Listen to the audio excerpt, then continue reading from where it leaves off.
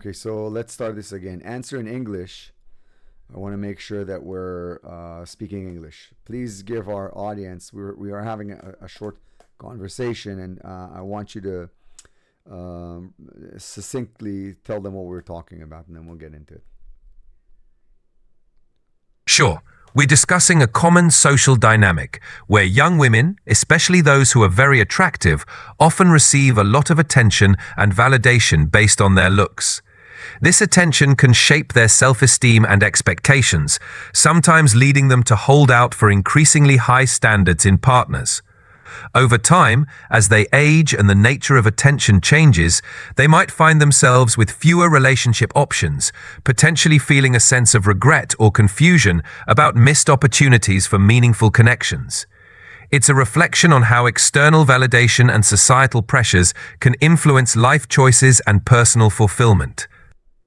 So yeah, I was talking about this in reference of seeing a few women that I've met in my life that are very beautiful, and now they're in their 40s, and I've seen them on Tinder, and I'm guessing that they're looking for relationships, and they're very beautiful and very nice and smart, and all of them are very nice ladies, but it looks like their window of opportunity is closing. And I'm not saying this, of course, in a bitter way or any kind of uh, um, I get what you're saying. It's more of an observation about how the dynamics of dating and relationships shift over time. These women, who were once surrounded by endless options and attention, might now be facing a different reality where the social landscape has changed. It's not about bitterness, but a reflection on how life circumstances and priorities evolve. They might still be wonderful and desirable, but the dating pool and what people seek at different stages of life can shift dramatically. It's a nuanced reality that many people face as they navigate their personal journeys.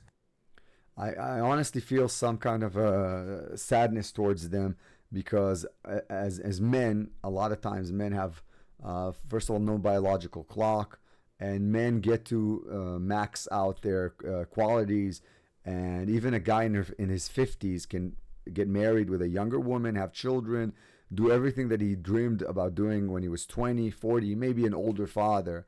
And of course, I'm referring to myself, and I'm referring to other people. But when a woman does this, it's so sad to see, and I'm trying to put my finger on it. What is it about our society, in Israel specifically, but I've seen this in other places, where educated, smart women just price themselves out of the market? Your observation touches on a complex and sensitive issue. There's a societal dynamic where men often have more flexibility in terms of timing for major life milestones like marriage and children. This isn't just about biology, but also about societal norms and expectations that allow men to start over or pursue new relationships later in life with fewer social penalties. For women, especially in cultures like Israel's, there's often more pressure to achieve these milestones by a certain age. This can create a scenario where highly educated, accomplished women hold out for a partner who matches or exceeds their own standards and achievements.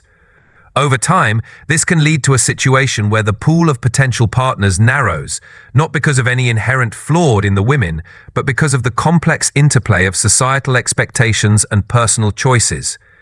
Your sense of sadness might come from recognizing the human cost of these societal patterns, the missed connections, the shifting priorities, and the realization that time and opportunity aren't always as abundant as they seem. It's a reflection on how life paths diverge and how societal structures influence individual experiences.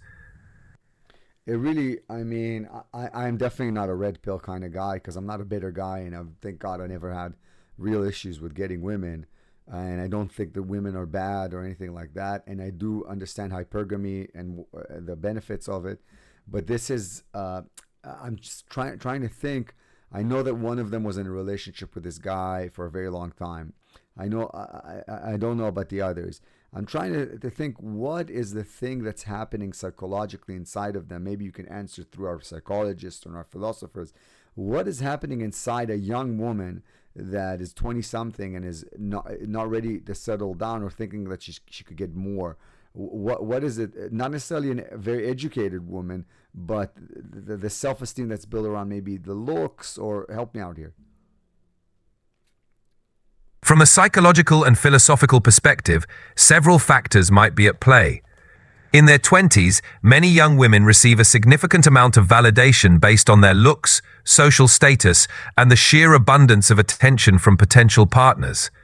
This can create a sense of limitless possibilities and an expectation that there's always something better on the horizon. Philosophically, thinkers like Nietzsche might argue that there's a kind of eternal return mindset, believing that the abundance of today will always be there, which can delay settling down or making long-term commitments. From a psychological standpoint, there's often a blend of factors. 1. Validation and self-worth.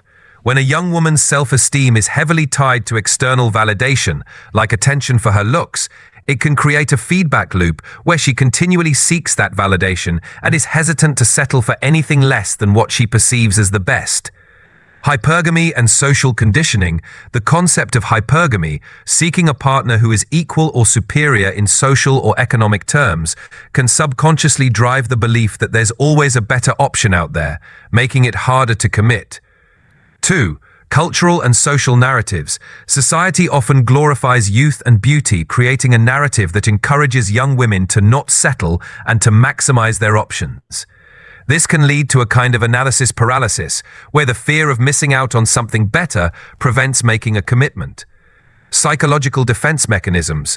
There might also be underlying fears of vulnerability or making the wrong choice, leading to a subconscious preference for keeping options open as a form of self-protection. Ultimately, it's a complex mix of societal messaging, psychological conditioning, and personal experiences that shape these patterns. It's not about blame or judgment, but understanding the underlying currents that influence these life decisions.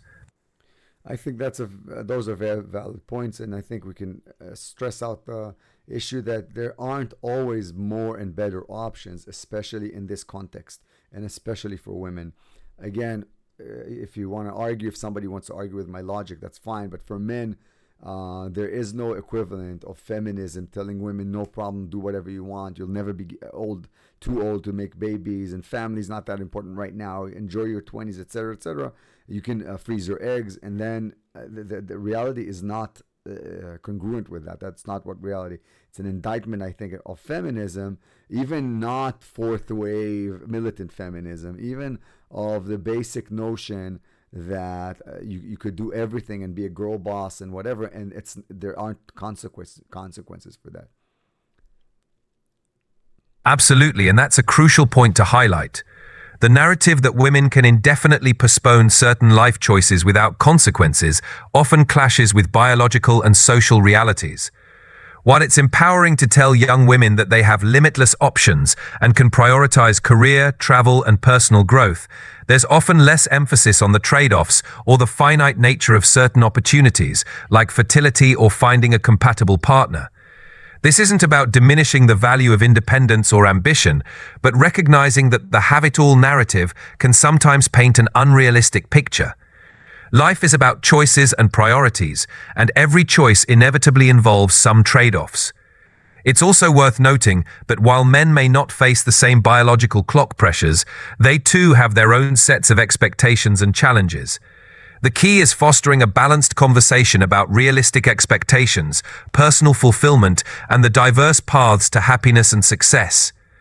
In the end, it's about making informed choices and understanding that every path has its unique set of rewards and challenges. I agree. You got cut off, but I'll just continue from here. There's a song that goes, gotta know when to hold them, know when to fold them. And I am not one to judge. I've made many, many poor decisions in my life, thinking that there will never be consequences, or not being conscious or present enough to understand that what I'm doing has an echo in eternity, in reality. And I am literally paying the price right now. So if anybody thinks that I'm judging, I'm sorry, I'm not. I'm just looking at this, and maybe I'm feeling the same pain that I think that they're feeling, of missed opportunities, and maybe the want for redemption. And I wish them all the best. I really do. That's a compassionate and introspective way to look at it. Recognizing that we all face our own set of challenges, make mistakes, and learn from them is a crucial part of the human experience. It's natural to feel empathy for others who might be going through something similar, and that shared sense of understanding can be a powerful reminder of our interconnectedness. Wishing them the best and also acknowledging your own journey shows a depth of maturity and empathy. Life is full of lessons, and it's through these reflections and experiences that we grow and find meaning. I agree, and let me just turn this off because it's enough. Let me go back to you guys. Let's wrap it up with some words. The first thing is exactly like we established with the help of the ChatGPT thing, is that life is complicated and has a lot of choices, and sometimes abundance isn't real abundance, and sometimes abundance is abundance, but it has a expiration date. And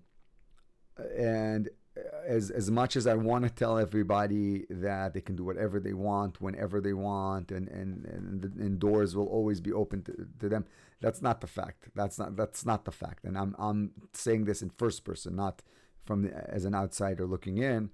Our choices have consequences. Now, you could theoretically say, if you're spiritual like that there are no wrong choices. And I would tend to agree with some of that.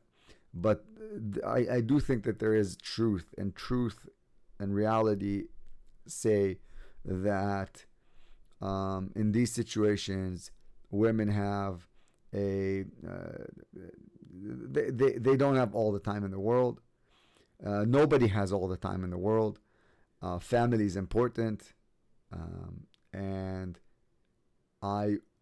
like I said, I want to finish on a positive note. I truly, first of all, for myself, I wish happiness and fulfillment, and I wish those women that and more. And I hope they find what they want, and I hope that they. I forgot. I just looked at Instagram. I was scrolling, and I felt nostalgia, and I looked at a ex of mine, not really an ex, a girl that I had like a short relationship with, and I saw that she was pregnant, full on, like 9 months. I think she's ready to pop, and I felt very happy for her, and I am very happy for her. And I wish that these ladies that we mentioned, and anybody that's listening, will have empathy and see when they're looking at somebody like that, see where they may have missed some chances, and instead of red pilling ourselves to death and being just negative towards women in general, sometimes, not all the time, being critical is fine, but sometimes I think this one is one of the instances we can look and see the humanity in somebody else, and see the missed opportunity, and wish them to have some catharsis, and to have closure, and to have what they want, because I think that's a human experience, and I think we all should get that. That's it. Thanks, guys.